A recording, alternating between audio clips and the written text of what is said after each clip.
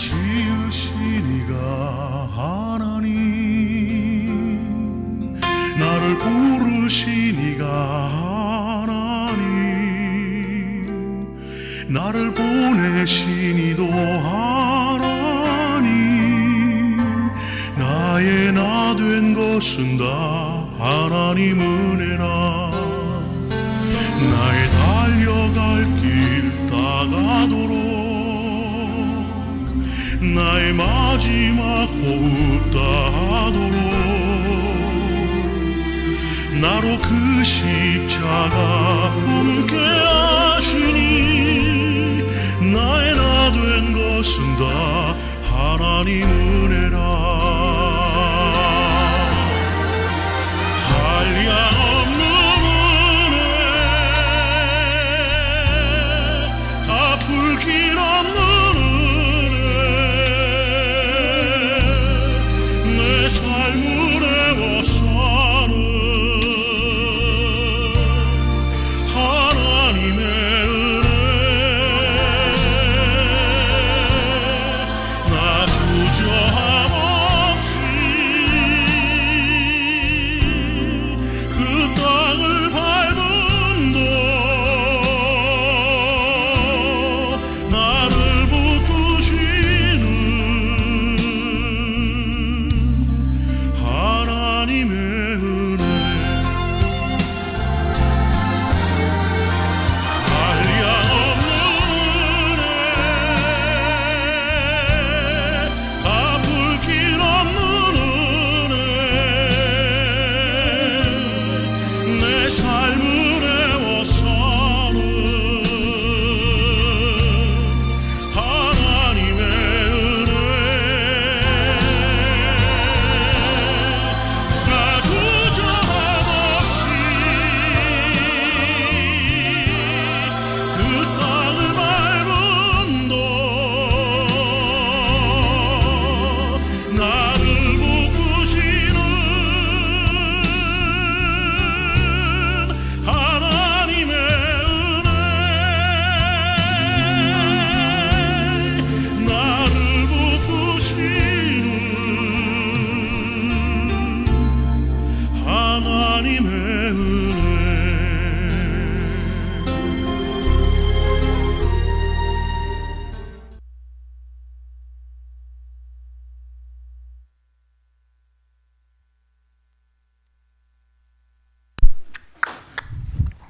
네, 안녕하세요. 네, 함께 기도하겠습니다. 저희를 사랑하시는 아버지 하나님, 진정으로 감사드립니다. 이 세상을 창조하시고 우리 인생들이 하나님을 알 수 있는 기회를 허락해 주셔서 하나님의 살아계심을 깨닫고 하나님의 자녀가 될 수 있는 권세를 허락해 주심을 감사드립니다.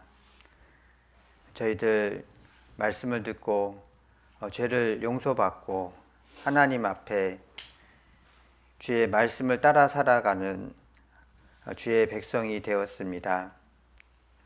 저희들의 남아있는 그 신앙의 삶이 하나님을 영광스럽게 하고 또 하나님께서 저희들에게 주시고자 하는 그 영광의 면류관을 받기에 합당한 사람이 될 수 있도록 도와주시길 바랍니다.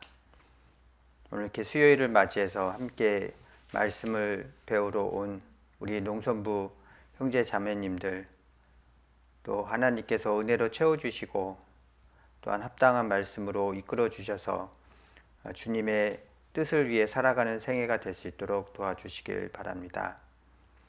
오늘 이렇게 한 시간 함께 말씀을 배우고자 합니다. 또 지혜로서 함께 해주시길 바라오며 언제나 저희를 사랑하시는 예수님 이름으로 기도드렸습니다.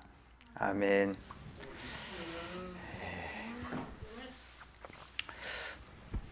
오늘 함께 나눌 말씀은 문 밖에서 기다리시는 주님. 우리가 누군가를 만나려고 할 때 어떻습니까? 만나려고 하면 기다립니다. 특히 그 중요한 사람일수록 미리 가서 기다립니다. 자, 그 사람이 나를 만나지 못할까봐 그 사람 앞에서 먼저 기다리고 또 그가 나를 만나줄 때까지 기다립니다. 자, 그런데 누군가의 그 집을 방문할 때도 그렇습니다. 누군가에 만나려면 이렇게 문이 있죠. 그 문을 통과해야 그 사람을 만날 수가 있습니다. 그런데 그 집 주인이 문을 안 열어줬어요. 그러면 만날 수 있을까요? 못 만날까요? 문을 꽉 닫고 있으면 만날 수가 없습니다.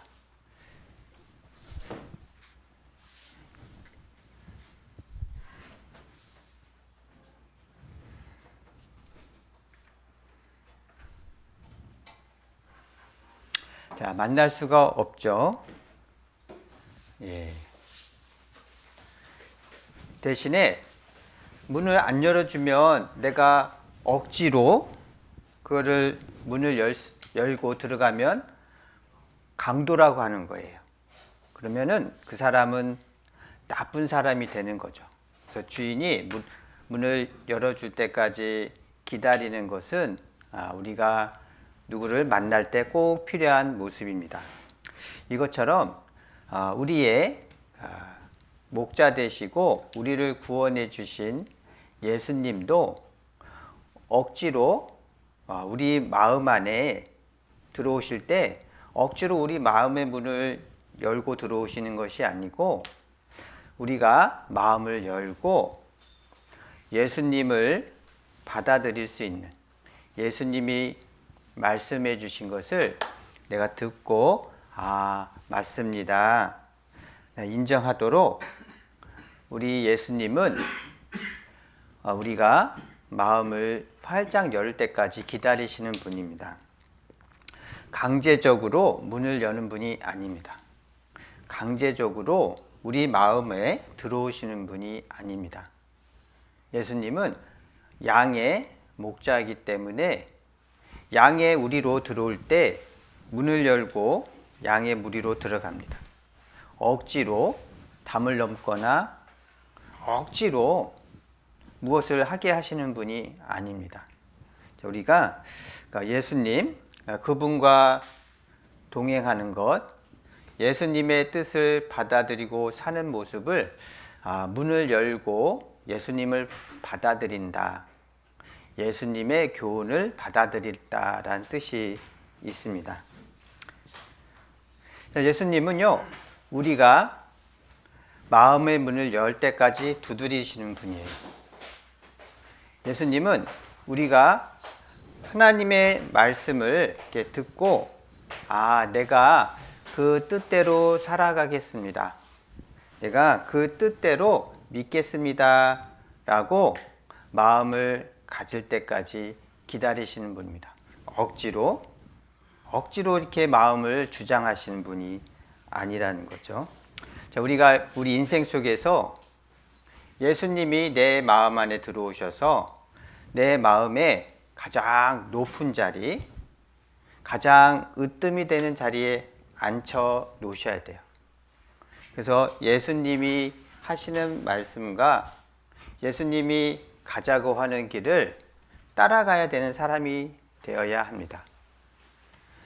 그래서 오늘은 그 문 밖에서 기다리시는 예수님, 우리 마음에 하나님의 말씀과 교훈을 받아들이는 것이 어떤 모습인지를 잠깐 생각해 보고자 합니다.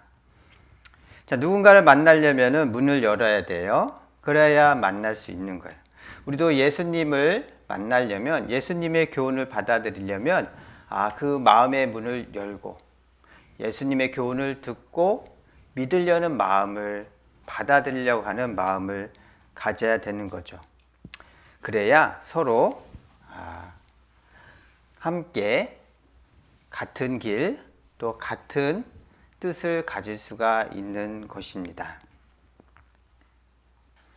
자, 성경 말씀 아가서 5장 2절에 보시면, 내가 잘지라도 마음은 깨었는데 나의 사랑하는 자의 소리가 들리는구나. 자, 문을 두드려 이르기를 나의 누이, 나의 사랑, 나의 비둘기, 나의 완전한 자야. 문을 열어 닫고. 자, 이 아가서라는 말씀은요, 솔로몬이라는 신랑이 있습니다. 그리고 술람이라고 하는 신부가 있습니다. 솔로몬이란 신랑이 신부를 만나러 가는 거예요. 자, 그런데 신부 집에 도착을 했어요. 신부 집에서 들어가려고 문을 두드립니다. 근데 문을 열면, 즉 귀로 말씀을 받고 마음으로 믿게 되면 그 문을 여는 것과 똑같은 거예요. 근데 문을 꽉 닫고 있으면 아무리 두들겨도 내가 받아들이지 않는 겁니다. 자, 이런 모습을 우리 성경에서 두 가지 모습으로 말할 수가 있는데, 자, 하나님의 교훈을, 하나님 우리에게 말씀을 계속 받아들여라 이렇게 두들기십니다. 근데 그것을 안 받아들이면 우리는 이 세상에서 망하는 사람이 되는 것입니다. 그 첫 번째가 구원의 문을 열라고 하십니다. 자, 구원의 문. 자, 우리는 어떻습니까? 우리는요, 태어나면서부터 죄로 말미암아 멸망할 운명에 있습니다. 이 멸망할 운명에서 우리를 건져주시는 분은 예수님이십니다. 근데 그 예수님이 우리에게 구원의 말씀, 또 구원해 주신 일들, 그것을 내가 마음을 열고 받아들여야 되잖아요. 하나님의 하신 말씀을 내가 잘 이렇게 보고 그 본 말씀을, 아, 그렇구나. 하나님께서 내 죄를 다 용서해 주셨구나. 그래, 우리가 그 말씀을 보고 내가 믿게 되잖아요. 즉 내가 그 증거를 받아들이게 되는 겁니다. 그 증거를 받아들이면 우리는 멸망에서 건짐을 받는 사람이 되는 것입니다. 그래서 구원의 문을 열고 내가 하나님의 구원의 교훈을 받아들이는 것, 그게 가장 먼저 필요한 것입니다. 요한복음 3장 17절 말씀에서도 하나님이 그 아들 예수님이십니다. 예수님을 세상에 보내신 것은 세상을 심판하려 하심이 아니요 저희로 말미암아 세상을 구원하시려고 하셨죠.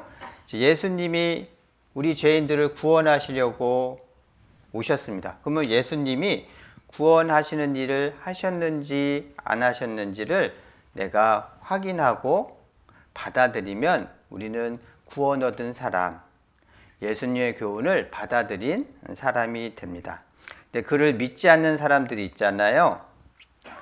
믿지 않으면 심판을 받는 거예요.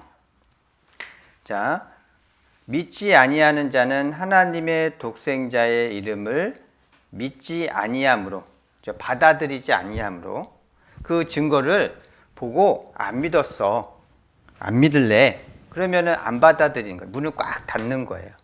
그럼 그 결과가 어떻습니까? 멸망, 심판에 들어간다 말씀하십니다. 자, 볼지어다 내가 문 밖에서 두드리노니. 자, 우리 마음에 교훈을 받아들이도록 하나님은 계속 말씀으로 알려주시잖아요. 근데 그것을 계속 두드린다라고 얘기하시는 거예요. 근데 그걸 듣고서 내가 내 음성을 듣고 문을 열면, 이제 내가 그 말씀을 보고 내 마음의 문을 열고, 아, 맞습니다. 네, 하나님의 뜻이 맞습니다. 라고 믿게 되면 하나님의 교훈이 우리 마음에 들어와서 우리의 가장 높은 곳에 계십니다. 즉 구원의 복음을 받아들이면 우리는 하나님과 더불어, 예수님과 더불어 먹고 마실 수 있는 그 귀한 권세를 허락해 주시는 것입니다. 또 마태복음 18장 3절 4절에도 자, 그렇게 되려면 마음이 낮아져야 되잖아요. 어린아이들과 같이 되지 아니하면 결단코 천국에 들어가지 못하리라. 자, 어린아이와 같이 자기를 낮추는 그이가 천국에서 큰 자니라. 자, 마음이 낮아져야 돼요. 하나님 우리 마음을 낮아지게 하시기 위해서 많은 말씀들로 우리의 마음을 문을 열도록 해주십니다. 마음의 문이 열리면 우리 하나님의 교훈을 받아들이게 되는 거예요. 자, 그래서 우리는 하나님의 교훈, 구원의 복음을 받아들이도록 마음의 문을 열어야 합니다. 자, 믿고 세례를 받는 사람은 구원을 얻는 거예요. 자, 그리고 두 번째 일이 있습니다. 두 번째 우리가 받아들여야 하는 것은, 자, 구원을 받았는데 내 마음 안에 하나님, 즉 예수님을 내 마음에, 내 생애의 최고, 으뜸, 이분을 따라가겠습니다 라고 내 마음의 문을 또 열어야 돼요. 하나님의 교훈이 최고입니다. 하나님의 뜻을 내가 받들고 살겠습니다 라는 마음의 주인으로 받아들인 일도 필요합니다. 만약에 내가 하나님의 교훈을 받아들여서 구원을 받았어요. 하지만 나는 그냥 내가 살고 싶은 대로 막 살아요. 옛날에 죄를 많이 짓던 대로 그대로 살아요. 하나님이 교훈해 주시는 교훈은 맞고 그냥 내 생각하고 싶은 대로 막 살아가요. 그럼 하나님이 기뻐하시겠어요? 슬퍼하시겠어요? 하나님은 슬퍼하셔요. 그래서 그 마음의 문을 꽉 닫고 하나님의 교훈을 안 받아들이는 사람에게는 하나님이 징계를 주십니다. 그러므로 너희 중에 약한 자도 있는 거야. 하나님의 말씀대로 안 살아가는 사람들은 하나님이 그를 약하게 해요. 그리고 병든 자도 많고 잠자는 자도 적지 않다. 하나님의 교훈대로 안 살아가니까 하나님이 자꾸 올바로 살아가도록 막 흔들어 깨우기도 하고 또 마음에 하나님의 교훈을 자꾸 주셔요. 근데 안 받아들이면 그 사람은 하나님께서 징계를 주십니다. 자, 그래서 잠자는 자, 그 신앙이 죽은 자도 있다라는 거예요. 그 육신의 모습이. 자, 고린도전서 5장 5절에도 이런 자들 사단에게 내어 주었으니, 자, 아무리 구원을 받았지만 하나님의 뜻대로 안 살아가려고 하는 사람들이 있잖아요. 그럼 하나님은 어떻게 하겠어요? 그 육신을 멸해요. 육신을 하나님이 다시 데려가셔요. 그리고 그 영혼은 하나님이 오시는 그날 다시 부활시켜 주셔요. 하지만 육신은 하나님 뜻대로 못 살았기 때문에 하나님이 먼저 데려가신다고 말씀하셨습니다. 자, 우리는 그런 사람이 되면 안 되겠죠. 우리가 구원받은 후에도 내 마음에, 내 생애의 가장 높은 자리, 늘 내 생애를 주장해 주시고 이끌어 가시는 그 높은 자리에 예수님을 앉혀 드려야 됩니다. 그러면 내 마음속에, 내 인생 속에 예수님, 나를 주장해 주세요. 나를 이끌어 주세요. 나는 예수님의 교훈대로 살겠습니다 라는 마음에 받아들이는 것, 결심이 필요하다는 것입니다.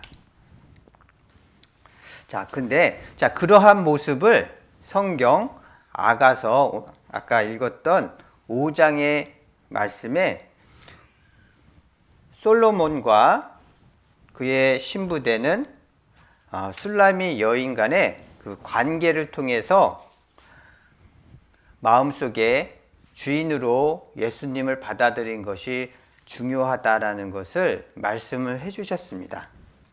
자, 우리 아가서 그래서 문 밖에서 기다리시는 분이 계셔요. 문을 두드리는 신랑이 있어요. 신부가 집에 있는데 신랑이 오셨어요. 이제 그래서 신랑이 신부를 만나려니까 강제로 문을 확 열고 들어가는 게 아니고 똑똑똑 계십니까? 저 들어가도 되겠습니까? 물어봐야 되잖아요. 여러분들도 누구 집에 찾아가는데 사람이 있는지 없는지 그런 상관하지 않고 문을 확 열고 들어가면 집주인이 좋아하겠어요? 싫어하겠어요? 마찬가지로 예수님도 우리 마음 안에 주인으로 오시려고 하는데 강제적으로 주인 되려고 하시지 않아요. 똑똑똑 말씀으로 먼저 알려주시고 우리가 마음을 열고 예수님 내 생애의 주인이 되어주시고 저는 예수님의 교훈을 따라 살겠습니다 라는 마음을 갖기를 원하십니다. 그렇게 문을 열고 우리가 주님의 예수님을 주인으로 받아들이는 것을 원하십니다. 자, 그러한 모습을요, 성경 솔로몬과 술람미 여인의 관계를 말씀하시는 아가서에서 그 부분을 말씀하고 계십니다. 자, 술람미 여인이라고 하는 신부의 집에 솔로몬이라는 신랑이 찾아왔어요. 근데 신부가 문을 안 열어줬어요. 그러니까 신랑 되는 솔로몬이 마음이 상했어요. 그래서 신랑이 떠나버렸어요. 그러니 신부가 얼마나 마음이 아팠겠습니까? 근데 신부는 신랑이 똑똑똑 두드린데도 안 열어줬어요. 왜 그랬을까요? 자, 문을 두드려 이르기를. 자, 신랑은 문을 두드리면서 들어가기를 원합니다. 자, 어떤 남자가 똑똑똑 저 왔어요. 문 열어주세요 했어요. 근데 문을 안 열어줬어요. 그러면은 문을 더 꽉 잠궜어요. 그러면 못 들어오게 만든 거죠. 자, 문을 열어주지 않았어요. 신부가 문을 꽉 닫고 안 열어줬어요. 왜 그랬을까? 성경 아가서 5장 3절에 보면 그 신부가 내가 옷을 벗었으니 어찌 다시 입겠으며 내가 발을 씻었으니 어찌 다시 더럽히랴마는. 자, 신부가요, 그 결혼식 날 어떤 옷을 입어요? 아주 멋진 옷을 입어요. 웨딩 드레스라고 하는 멋진 옷을 입고 누구를 기다릴까요? 신랑을 기다립니다. 근데 신랑이 안 나타나니까, 신랑이 아직 안 오니까 멋진 예복을 다 벗어 던졌어요. 여기서 옷을 벗었다라는 것은 결혼식 날 멋진 웨딩 드레스를 벗어 던진 거예요. 그럼 신부 같아 보일까요? 그냥 보통 어떤 아줌마 같이 보일까요? 그냥 보통 아줌마 같이 보이는 거예요. 그러면은 부끄럽겠어요? 자랑스럽겠어요? 결혼식 날 아주 멋지게 차려입고 우리 결혼식 날 가지 않습니까? 근데 신부가 막 치장도 안 하고 화장도 안 하고 머리도 헝클어지고 멋진 옷도 안 입었어요. 그냥 평상시 옷, 집에서 편하게 입는 옷으로 딱 입고 갔어요. 그러면 결혼식 날 가기 부끄럽잖아요. 그것처럼 이 신부는 자기가 결혼식 날 입어야 되는 멋진 옷을 다 벗어 던졌어요. 마치 이렇게 부끄러운 모습으로 하고 있었어요. 부끄러운 모습을 하고 있는데 신랑이 오면 문을 못 열어주는 거예요. 부끄러우니까. 내가 잘 치장도 하고 이쁘게 옷도 입고 있어야 되는데 멋진 신랑이 오는데 나는 옷도 다 평상시에 편한 옷 입고 화장도 다 지웠어요.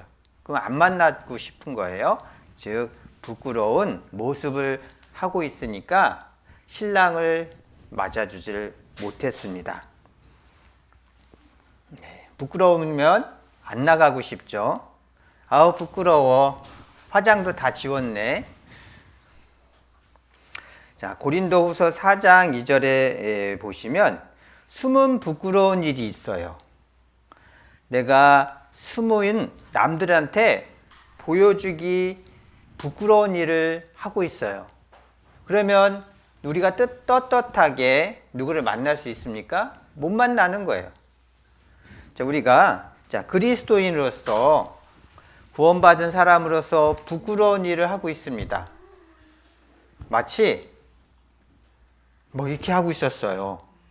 근데 저기서 우리 선생님이 오시는 거예요. 우리 하고 있을 때에는 다른 사람을 만나기 부끄러워합니다. 자, 그것처럼 우리가 예수님이 내 인생의 주인 되어 주세요. 최고가 되어 주세요. 라고 해야 되는데 내가 안 해요. 그 이유 첫 번째가 예수님하고 교훈을 받아들이기에는 내가 너무 부끄러워요. 내가 숨은 죄가 너무 많아요. 그런 부끄러운 모습으로 살고 있을 때에는 내가 하나님을 마음속에 교훈을 받아들이려고 못하는 거예요. 이 부끄러움을 벗어버려야 합니다. 자, 두 번째로는 왜 이 여인이 문을 꽉 닫았을까? 자, 이 부끄러운 모습뿐만 아니라 깨어 있어야 되는데 이 술람미 여인은 자고 있었어요. 자, 그 멋진 옷을 다 벗었으면 편히 쉬려고 있는 거잖아요. 그러니까 아무런 준비도 안 하고 그냥 편하게 쉬고 있었어요. 그런 상태에서 손님이 집에 찾아와 봅니다. 자, 우리 여러분들도 집에 청소도 안 했어. 그리고 설거지도 안 했어. 이불도 막 안개서 저기 막 빨래도 이만큼 쌓여 있어요, 집에.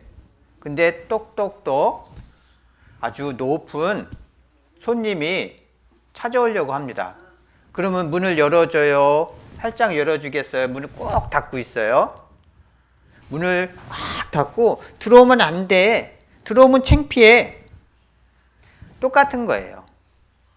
내가 신부는 누구를 기다려야 합니까? 신랑이 기다려야 되잖아요. 결혼식 날이 됐어요. 결혼식 날이 됐는데 신부가 신랑이 자기를 데리러 오야 되는데 자기를 데려오는 신랑을 안 기다리고 멋진 웨딩드레스도 다 벗어버리고 그냥 아줌마처럼 가만히 있으면 그거는 신랑을 기다리는 마음이 아닙니다. 그거는 그냥 편하게 그냥 편리하게 살아가는 게으른 모습이라는 겁니다. 마치 신랑이 늦게 왔어요. 다 졸며 자고 있으면 밤중에 소리가 나되 보라 신랑이로다 맞으러 나오라 하잖아요. 근데 맞으러 나오라 하는데 자고 있어요. 그러면 부끄럽잖아요. 똑같이 우리도 신랑 이 세상에서 주인 되시는 예수님을 맞아들이고 예수님의 교훈대로 살아가야 되는데 세상의 깊은 잠에 빠졌어요. 세상에 재미있는 것들, 세상에 나쁜 것들에 내가 빠졌어. 거기서 나오지를 못하는 거예요. 그런 나오지 못하고 있는데 어떻게 예수님을 맞이할 준비를 하겠습니까? 그냥 못하고 그냥 세상 잠에 빠져 있는 거예요.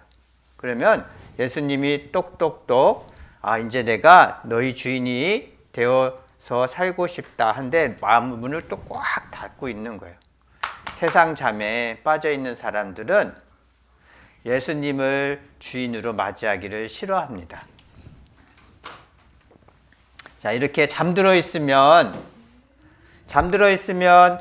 똑똑똑 문 열어주세요 할 때 열어주시겠어요? 세상 잠에 빠져 있으면 안 되는 거예요. 자, 이렇게 펑퍼짐하게 누워서 자고 있는 사람이 똑똑똑 문 열어주세요 하면은 열어주고 싶겠어요? 그때 아니잖아요. 자, 똑같이 우리도 세상 잠에 빠져 있으면 안 돼요.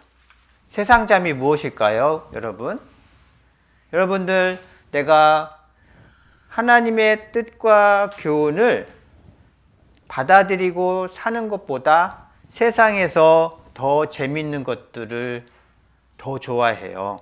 그럼 거기에 빠져들었다고 하는 거예요. 그러려면 하나님이 아무리 잡아 흔들어도 나는 여기서 빠져나오려고 안 하잖아요. 그러면 부끄러운 겁니다. 예수님을 내 주인으로 맞이하기를 싫어하는 겁니다. 자, 또 허리에 띠를 띠고 등불을 켜고 서 있어야 되는 거예요. 준비하고 있어야 되는 거죠. 근데 준비하고 있지 않으면 예수님을 내 주인으로 받아들이는 일을 하기 싫어합니다.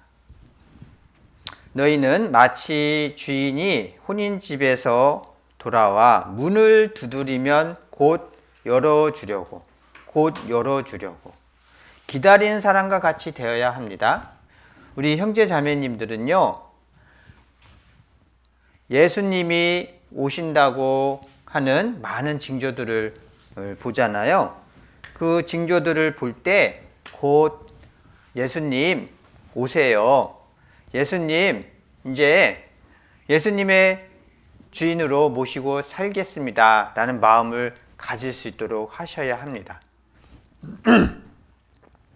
자, 또 두 번째로는요, 이 술람미 여인은요, 옷도 벗었고, 두 번째로는 발도 씻었어요.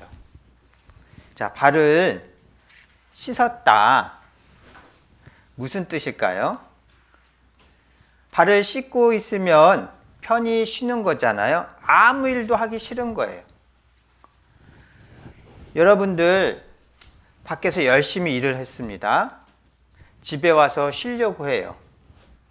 그러면 옷도 벗어놓고 손도 씻죠. 발도 깨끗이 씻어요. 그 다음에 쉬잖아요. 다시 일을 안 하려고 합니다. 근데 술람미 여인은 내가 옷도 벗었고 발도 씻었다.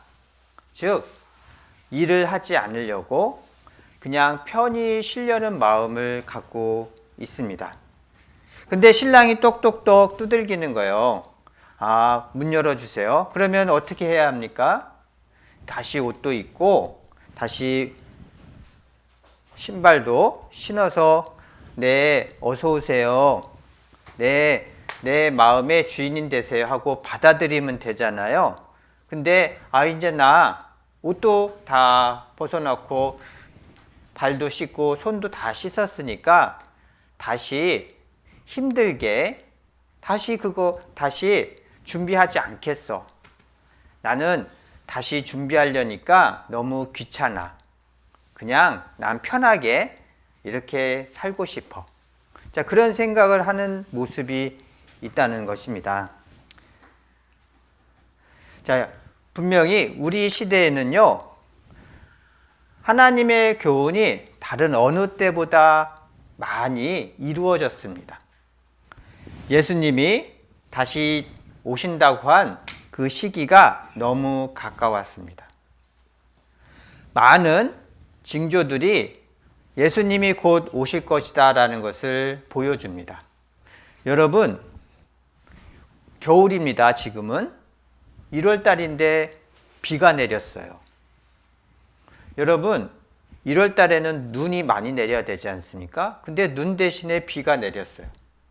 그리고 유럽은 추운 나라인데요, 이 겨울에 반팔을 입고 다닙니다. 지구가 미쳤나 보다. 지구가 온전하지 않은가 보다. 지구가 점점 멸망하나 보다. 우리는 생각을 이렇게 듭니다. 그 유대인들이 이제 자기 땅, 이스라엘 땅으로 점점 되돌아갑니다. 미국에는요, 유대인들을 싫어하는 생각들이 점점 커지고 있어요. 그래서 유대인들 보기만 해도 너무 밉대요. 미국이 유대인들이 돈을 많이 가진 사람이 많지 않습니까? 그런데 지금 미국은 돈이 많이 가진 사람들은 더 부자가 됐어요. 근데 돈이 없는 사람들은 늘 가난해요. 돈이 많은 가진 사람들은 유대인들이 많아요. 그래서 유대인들 때문에 우리가 너무 못 사는 거야. 우리가 불행해. 유대인들이 가진 것 우리가 나눠 가져야 돼. 그래서 유대인들 점점 미워해요. 그래서 막 총을 쏘았죠. 폭탄을 던지고 유대인들 물러가라, 물러가라. 혹시 여러분들 살고 있는 집 대문 앞에서 맨날 데모하는 거예요. 물러가라, 물러가라. 그러면 그 집에서 살고 싶어요? 이사 가고 싶어요? 우리는 이사 가고 싶지 않습니까? 유대인들이요, 이제 자기 고향으로 많이 이사 갔습니다. 우리 시대 때에는 하나님의 마지막 다시 예수님이 오신다는 징조가 굉장히 많이 이루어지고 있어요. 자, 그런 것들을 우리가 듣죠. 우리가 눈으로 봅니다. 신문에서도 봐요. 그러면 내가 이제는 마음을 잘 잡고 예수님이 오실 때 예수님을 주인으로서 그 앞에 흠이 없는 사람을 서도록 준비해야 되겠다. 혹시 내가 숨은 죄가 있다면 하나님 앞에 고백하고 바른 모습으로 살아가야 되겠다. 내가 말씀 앞에 합당치 못한 모습을 살고 있다면 이제는 다 버리고 하나님 앞에 합당한 모습으로 살아가야 되겠다. 결심을 해야 되잖아요. 그리고 그렇게 살아가야 되지 않습니까? 그런데 귀찮아. 나 그런 거 싫어. 하나님의 징조를 보고서도 다시 하나님의 뜻을 위해서 살아가려는 마음을 안 가져요. 그걸 싫어해요. 그건 부끄러운 거예요. 내가 다시 주님의 일을 주님의 뜻대로 살아가려는 결심을 내가 안 갖는 거예요. 그러면 내가 게으르고 내가 하나님 앞에 부끄러운 사람이라는 것입니다. 또한 우리는 구원받고 나면 어떻습니까? 주님의 일을 위하여 교회에 헌신하고 수고하고 봉사하며 살아야 합니다. 그런데 이제 교회에서 봉사하라고 교회에서 함께 수고하자고 연락이 오면 도망가요. 나는 힘들어. 이제 나 손 깨끗이 씻었는데 힘든 일 하려면 너무 귀찮아. 그래서 교회에서 함께 봉사하자는 일에 도망가요. 교회에서 함께 희생하고 복음을 위해서 수고합시다 라고 하는데 귀찮네. 나는 힘들어서 안 할래. 그렇게 도망가 버려요. 나는 이제 손도 다 씻고 발도 다 씻어서 힘든 일 하기 싫어. 난 희생하기 싫어. 그렇게 하고 도망가요. 그러면 합당하지 않는 거예요. 자, 분명히 하나님 앞에서 우리는 수고와 헌신을 통하여 하나님의 나라가 더 튼튼해집니다. 또 주의 복음이 우리의 수고와 헌신을 통하여 전해집니다. 자, 그런데 전도하는 일, 거기에 우리의 기도가 필요하고 우리의 물질의 헌신이 필요하잖아요. 근데 난 싫어. 그렇게 수고하고 고생하는 거 이제 하고 싶지 않아. 그냥 나 편하게 혼자 편하게 살래. 자, 그것도 합당치 않은 거예요. 자, 우리가 하나님 앞에 수고하고 헌신하는 것은 주의 복음을 위해서 하나님의 뜻을 위해서 필요한 겁니다.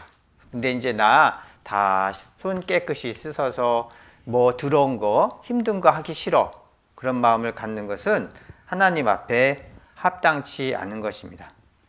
자, 빌립보서 2장 3절 4절 말씀. 자, 아무 일에든지 다툼이나 허영으로 하지 말고 오직 겸손한 마음으로 각각 자기보다 남을 낮게 여기고 더 높게 여겨드려야 합니다. 각각 자기 일을 돌아볼 뿐더러 또한 각각 다른 사람의 들의 일을 돌아보아, 자, 돌아보라고 하셨어요. 즉 다른 사람의 일을 그리스도의 복음에 헌신되는 일을 위해서 돌아보라, 희생하라, 헌신하라고 하십니다. 자, 그렇게 하면 나의 기쁨을 충만케 하라. 즉 하나님이 기뻐하시는 일이에요. 근데 그것을 하지 않으려고 합니다. 그거는 부끄러운 거예요. 내 마음을 꽉 닫고 있어 예수님, 내 주인이 되면 안 돼요. 저는 내가 내 주인으로 살겠습니다. 그런 모습과 똑같은 겁니다. 자, 그리고 성령의 강권하심. 성령이 우리 마음을 두들겨 주십니다. 자, 이렇게 마음 문을 안 열었어요. 꽉 닫고 있는데 그 신부의 마음을 움직여줘요. 막 흔들어 주는 거예요. 그 문을 이렇게 열도록 막 마음에 흔들어 주는 일을 하셨어요. 즉 솔로몬이, 신랑이요, 문을 안 열어주니까 그 틈에다가 손을 살짝 넣어줬어요. 살짝 넣어서 이 신부가 신랑이 왔구나, 신랑이 전 간절히 원하고 있구나, 그 마음을 움직이도록 잠깐 손을 보여줬어요. 자, 이렇게 하고 있으면 문 열어주고 싶어요? 그래도 꽉 닫고 싶어요? 이렇게 간절하게 문 좀 열어주세요 하고 손을 살짝 넣어놓고서 부탁을 합니다. 그러면 이것을 본 신부는 그 마음이 열어줘야 되겠구나, 저렇게 간절하게 부탁하는데 그렇게 마음을 움직여 주시는 거예요. 자, 아가서 5장 4절 5절 말씀에서도 나의 사랑하는 자가 문틈으로 손을 들어밀매 내 마음이 이렇게 움직인 거예요. 움직여서 이제 일어나서 그 사랑하는 자를 위해서 내가 이제 문을 딱 열어야 되겠구나, 그 마음을 주십니다. 자, 우리도요. 자, 우리도 어떻습니까? 우리 마음이 굳게 닫혔어요. 우리 마음이 너무 냉랭해요. 식었어요.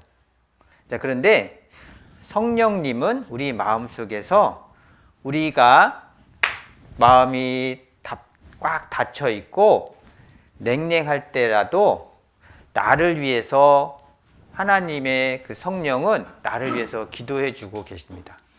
내 마음을 움직일 수 있도록 우리 형제 자매님들이 기도해 주시고, 또 말씀을 들을 때 나의 이렇게 딱딱한 마음을 이렇게 부드럽게 해주시고 잘 풀어주십니다. 그래서 내 마음이 하나님의 교훈을 받아들이도록 내 마음을 부드럽게 해주셔요.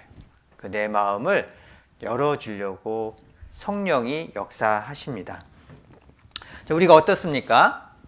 나는 마음이 너무 불편해. 나는 봉사도 하기 싫어. 교회도 가기 싫어. 어떤 형제 자매랑 싸웠어요.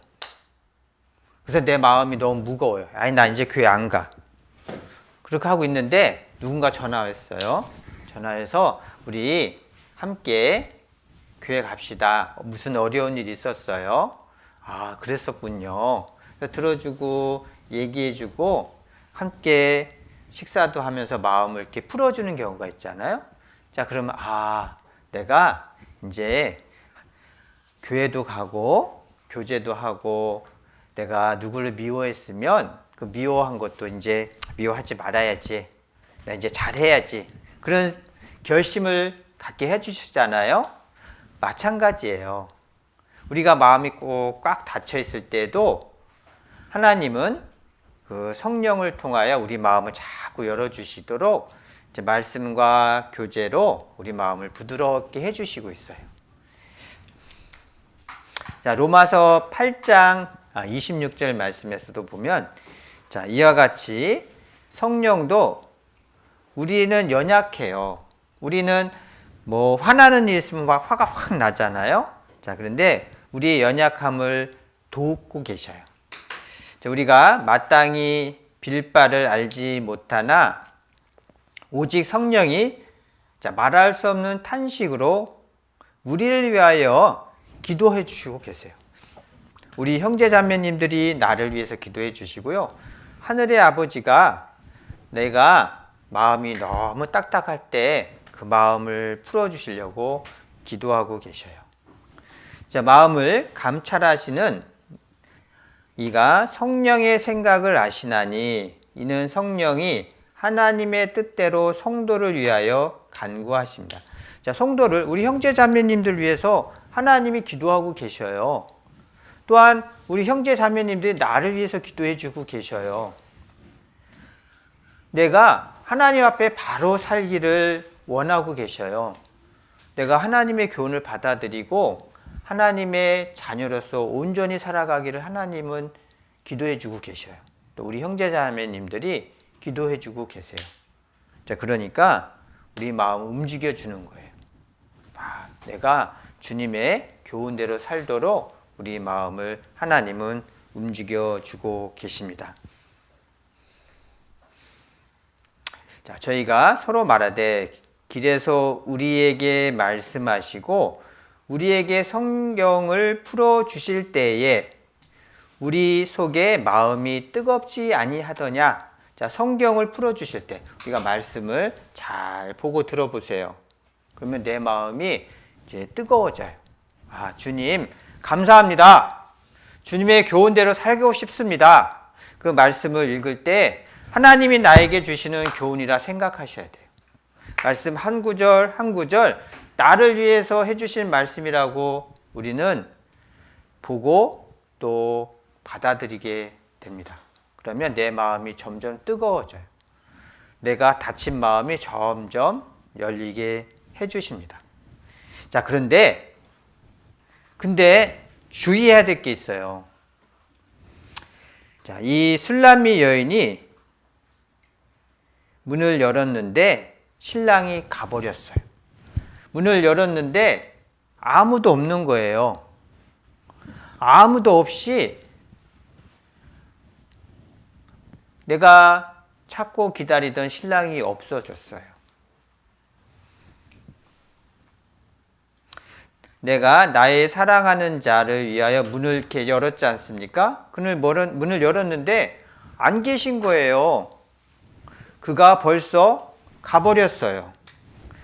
그가 말할 때 내 혼이 나갔구나. 불러도 이제 아무리 불러도 소리가 이제 없어요. 아무리 불러도 아무도 대답을 안 해줘요. 신랑이 두드릴 때 문을 안 열어줬거든요. 그러니까 신랑이 손까지 내밀었어요. 근데 신부가 너무 느기죠. 문 열어줄까? 좀 기다려. 옷이 좀 불편하네. 다른 것을 다시 입고 와야지.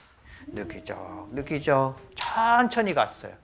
그랬더니 어떻게 할까요? 신랑은 가버렸어요. 자, 분명히 기회가 있을 때 내 마음이 하나님이 교훈해 주시고 그 교훈의 뜻을 내가 받았을 때요. 이제 내가 돌이키고 온전히 살아가야 되겠구나.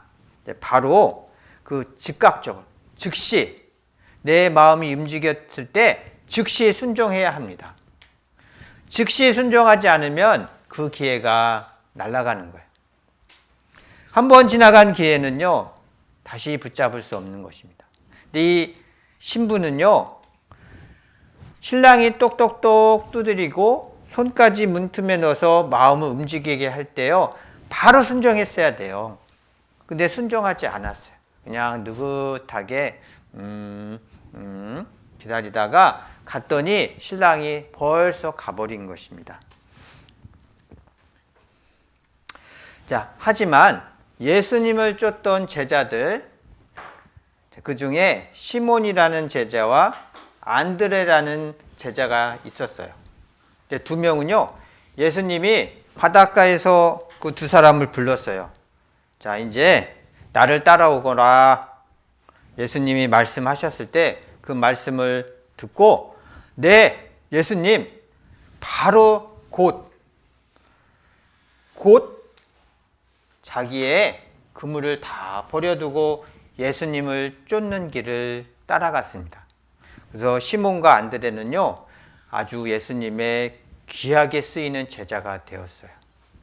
자, 우리 110편, 119편, 60절 말씀처럼 주의 계명을 지키기에 신속히 해야 되는 겁니다. 자, 여러분들은 말씀을 듣고, 아, 내가 이 말씀이 너무 귀하게, 제자들이요, 쿨쿨 잤어요. 그러니까 예수님이 또 와서 너희는 여기서 기도하라. 마음은 원이로되 육신이 약하도다. 그들을 책망하셨습니다. 그런데 또 쿨쿨 잤어요. 자, 그렇게 하나님이 주시는 교훈을 듣고도 쿨쿨 자면요, 하나님 앞에 그들은 합당히 쓰임을 받지 못하게 되었습니다. 자, 우리도 마찬가지입니다. 주의 교훈을 듣고 우리에게 기도하라. 기도하는 것이 하나님의 뜻을 이루는 것이다. 또한 말씀을 듣고 주의 뜻이 무엇인지 분별하라. 그렇다면 우리가 그 말씀대로 살아가려고 해야 되지 않습니까? 너는 옛 허물을 벗어버려라. 옛 사람의 잘못된 것들을 버려라 하셨습니다. 그러면 내가 이런 부분들, 내가 잘못된 일을 하고 있었구나. 그럼 그것을 빨리 버려야 합니다. 근데 그것을 버리지 않는 거예요. 그냥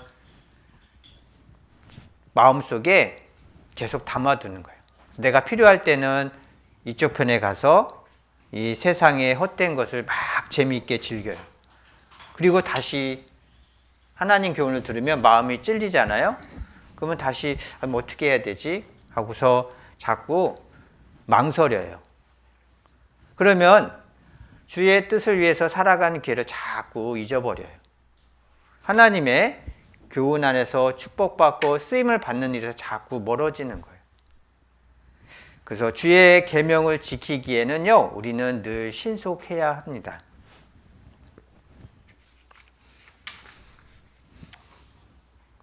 자, 결국엔 이 술람미 여인, 이 신부는요, 신랑이 떠나가 버렸어요. 문을 열어주고 신랑을 주인으로 맞이하는 일에 주저주저 했어요. 자, 그러니까 그 신랑이 떠나가 버렸어요. 그러면 이 신부의 마음은 어떻습니까? 신부의 마음은 고통이 있는 거예요. 자, 성중에 행순하는 자들이 나를 만남에 나를 쳤어요. 그리고 상하게 하고 성벽에 파수하는 자들이 나의 웃옷을 벗겨 취하였구나. 자, 신랑이 떠나버렸으니까 신부가 어떻습니까? 너무 부끄럽죠? 창피하잖아요. 결혼식 하러 갔는데 신부가 신랑이 신부 모습을 보고 도망갔어요. 그러면 신부가 창피한 거잖아요. 마찬가지입니다. 예수님을 내 마음의 주인으로 받아들이지 않으면 예수님이 우리가 주님의 뜻을 위해서 사는 그 기회를 잊어버리게 돼요. 그럼 부끄럽잖아요. 또한 창피한 거예요. 어떨 때는요, 우리 육신의 고통까지도 하나님은 허락하십니다. 어떨 때는 물질적으로 힘든 것도 허락해 주셔요. 내가 주님을 떠난 일, 주님이 나한테서 멀어진 그 자체는요, 내 생애의 고통인 거예요. 내 육신의 고통도 있을 수도 있고, 내 생활의 어려움들도, 내 마음이 하나님과 멀어지는 그 자체가 큰 고통이 됩니다. 자, 이 세상에서도 그렇습니다. 우리가 구원받고 나서 교제, 하나님과의 돈독한 관계를 유지하면서 살아야 되잖아요. 그런데 교제를 떠났어요. 그리고 세상으로 갔어요. 세상으로 가니까 세상에서도 마음이 불편해요. 우리가 구원을 받았는데 세상에 가면 세상 사람들하고 재미있게 살 수 있겠습니까? 그렇지 않아요. 우리 마음에는 구원받은 하나님께 대한 감사가 있지 않습니까? 근데 하나님께 대한 감사를 모르는 세상 사람들하고 함께 부딪혀 보세요. 세상 사람들이 즐거워하는 일에는 내가 즐겁지가 않아요. 근데 내가 말씀을 듣고 말씀에서 기쁜 것을 세상 사람들은 기쁘지가 않아요. 그러니까 서로 기쁜 것이 더 다른 거예요. 세상 사람들은 술 먹고 노는 것이 기쁜데 내 마음의 양심은요, 그런 것들이 싫은 거예요. 그러니까 섞일 수가 없잖아요. 근데 하나님의 교훈에서 내가 멀리 떠나서 세상 사람들하고 기쁨을 누리려고 한다면 우리는 마음이 늘 어두워요. 어떨 때는요, 세상 사람들의 손가락질도 받는 거예요. 세상 사람들의 비난도 받는 거예요.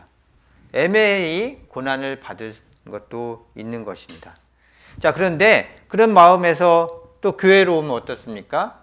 또 교회도 내가 잘못한 것, 하나님의 교훈을 주실 때 내가 기쁨으로 함께하지 않다가 또 하나님께서 헌신하고 또 수고하고 봉사하는 그 일에 내가 함께하지 않다가 그들 앞에 가봐요. 또 부끄러운 거예요. 내가 교회를 위해서 헌신하지 못한 사람들이 너무 많아요. 세상에 가서 내 좋은 것들, 내가 재밌어 하는 것들만 위해서 살다가 교회로 왔어요. 교회로 와서 형제 자매님들이 수고했던 일들, 형제 자매님들이 봉사하면서 재밌었던 일들, 그런 일들을 이렇게 들을 때 내가 마음이 무거운 거예요. 그 같은 즐거움에 참여하지 못하니까 내가 또 기쁨이 없는 거예요. 자, 그것은 어떤 것입니까? 하나님께서는 우리에게 징계를 주시는 것입니다. 주님의 교훈과 기쁜 것에 참여하지 않은 것에 대한 징계를 주시는 거예요. 신부가 신랑된 솔로몬을 주인으로 맞아들이지 않았습니다. 신랑과 신부가 멀어졌어요. 관계가 멀어지면 마음이 불편하잖아요. 그 자체가 징계인 것입니다. 자, 슬픈 아픈 마음들이 있죠. 자, 이것은 분명히 하나님께서 우리 마음에 주시는 고통이고 징계예요. 자, 에레미야 2장 19절 말씀에는 내 악이 너를 징계하겠고 내 패역함이 너를 책망할 것이라. 그런즉 내 하나님 여호와를 버림과 내 속에 나를 경외함이 없는 것이 악이에요. 고통인 줄 알라. 자, 하나님을 내가 버리고 내 뜻대로 살아갔지 않습니까? 하나님을 경외하지 않는 마음을 갖고 살아갔지 않습니까? 그 자체가 하나님과 멀어진 것은요, 징계예요. 고통스러운 삶들이라는 거죠. 자, 그것을 분명히 하나님 우리에게 알게 해주십니다. 너무 고통스러운 것, 하나님은 왜 우리에게 그 술람미 여인이 상하고 부끄러움을 당하게 했을까요? 예수님을 우리 마음에 받아들이지 않는다면, 예수님을 우리 주인으로 내 마음에 받아들이지 않으면 우리에게는 주님의 교훈과 멀어지는 그 슬픔과 고통을 겪게 되는 것입니다. 자, 그런데 그 외 슬픔과 고통 중에 이 신부된 술라미 여인은요, 너무나, 내가 잘못했구나. 하나님이 나를 훈계하시는구나. 나를 아프게 하신 것은, 이제 내가 옳지 않은 것을, 행한 것을 깨닫게 해주시는구나. 그것을 알게 됐어요. 자, 예루살렘 여자들아, 너희에게 내가 부탁한다. 너희가 나의 사랑하는 자를 만나거든, 즉 신랑을 만나거든, 내가 너무 사랑합니다. 그때 내가 마음을 잘못 가졌어요. 그때 문을 활짝 열고 내 삶의 주인으로, 내 생애를 인도하시는 주인으로 모셨어야 되는데 제가 그걸 못했네요. 잘못했습니다. 이제 그런 것을 내가 돌이키기를 원합니다. 라고 고백하는 겁니다. 자, 내가 사랑함으로 병이 낫다 하려무나. 자, 주님의 그 교훈을 사모하는 거예요. 자, 우리 형제 자매님들 그런 일이 있지 않습니까? 내가 하나님 앞에 옳지 않은 일로 살아갔어요. 근데 하나님이 우리의 삶을 보고 징계하셨습니다. 자, 그 징계하는 모습에서 어떤 마음이 듭니까? 하나님, 나 안 사랑하나 봐. 나 왜 막 매를 때리네? 난 아픈데. 하나님, 날 안 사랑하시는 것 같아. 그런 마음이 듭니까? 아니면, 하나님, 이제 제가 잘못했습니다. 그 잘못을 깨닫게 해주셔서 감사드립니다. 하나님, 제 잘못한 것을 용서해 주세요. 이제 바로 살겠습니다. 어떤 마음이 필요하겠습니까? 하나님, 제가 하나님을 사랑합니다. 하나님, 제가 잘못한 일들 다 용서해 주시고 이제 바로 굳건하게 잘 살아갈 수 있도록 도와주세요. 그런 기도가 필요한 것이잖아요. 자, 그러한 기도를 하기를 원하십니다. 신랑된 솔로몬이 신부된 술라미 여인에서 멀어졌어요. 완전히 버린 게 아니고요, 완전히 끊어진 게 아니에요. 신부가 옳지 않은 생각을 하니까 그것을 깨닫게 해주시려고 멀리 자리를 피했어요. 신부가 이제 자기를 떠난 그 신랑을 사모하는 마음에서 기도하는 거예요. 다시 만나게 해주세요. 다시 옛날처럼 그 사랑하는 그 마음을 갖게 해주세요. 나에게 다가와 주세요. 라고 기도합니다. 자, 분명히 하나님은요, 우리가 주님의 교훈에서 멀어질 때도 있지 않습니까? 또한 내가 세상 일에 내 마음을 빼앗겨서 살 때도 있을 겁니다. 그럴 때마다 우리 마음에 하나님은 흔들어 주세요. 그렇게 살면 안 돼. 그렇게 내가 그런 잘못된 생각으로 살면 안 돼. 흔들어 주시지 않습니까? 근데 빨리 그때요, 정신을 번쩍 차리고, 옛날 잘못된 것은 버리고, 하나님의 교훈에 합당한 것을 쫓아가야 되잖아요. 그렇게 되면은 바로 하나님과 온전한 내 관계, 마치 신랑과 신부의 그 사랑하는 그 관계를 빨리 회복시켜줘요. 그런데 반대로 내 마음에 흔들어 주시는데도 그냥 멀리, 그냥 더 떨어져 있는 것처럼 살아봐요. 다시 사랑하는 그 마음을 갖는 데는 많은 시간과 또한 어려움들을 겪게 되지 않습니까? 똑같은 거예요. 우리도 우리 마음에 내가 하나님을 주인 자리에 모셔서 하나님 뜻대로 살고 싶습니다. 그 마음이 흔들린다면 다시 붙잡아야 돼요. 다시 그 방해하는 것들을 다 버리고 주의 교훈을 사모하는 마음으로 살아야 합니다. 자, 그 마음을 갖도록 우리를 흔들어 주세요.